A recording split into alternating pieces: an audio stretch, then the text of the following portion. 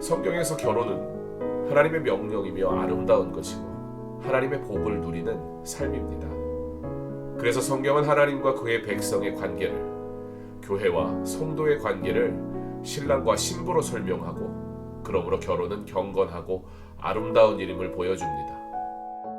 사사기도 이와 같은 배경을 가지고 있습니다. 그러므로 사사기의 말씀을 이해하기 위해 우리는 한 남자와 한 여자가 만나 가정을 이루는 결혼을 생각해 보면 좋습니다. 두 사람이 서로 사랑하여 평생 함께 하겠다고 약속을 합니다.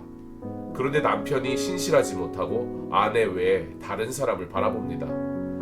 여기서 다른 사람은 이방 신들을 말하고, 다른 사람을 보고 있는 남편은 이스라엘 백성을 말합니다.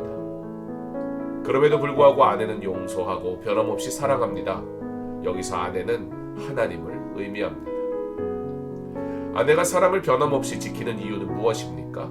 왜냐하면 신실함과 사랑을 지키겠노라고 서약했기 때문입니다. 결혼한 분들은 모두 이러한 시간을 가졌습니다. 언제 그런 시간이 있었나요? 네, 바로 결혼식입니다. 성경에도 이러한 언약식이 있었습니다. 하나님과 이스라엘 백성 가운데 맺은 시내산에서의 언약을 기억하시나요? 이는 혼인서약과 같은 것입니다. 이때 하나님께서 심지어 생각해보라고 3일의 시간을 주었는데, 이스라엘은 하나님만 사랑하겠다고 자신있게 말했던 걸 우리는 기억합니다.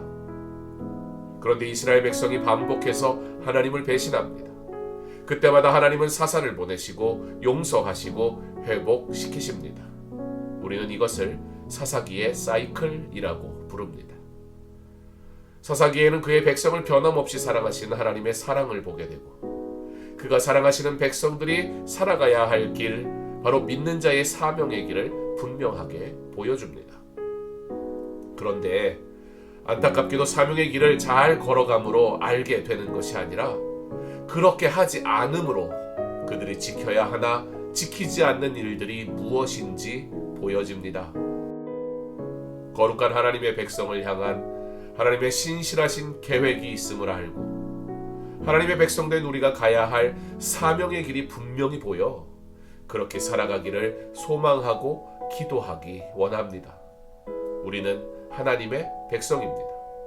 나의 삶이 믿는 자의 삶으로 온전하여져서 아름다운 신앙의 고백이 삶 가운데 나타나는 성도 되기를 주님의 이름으로 축원합니다.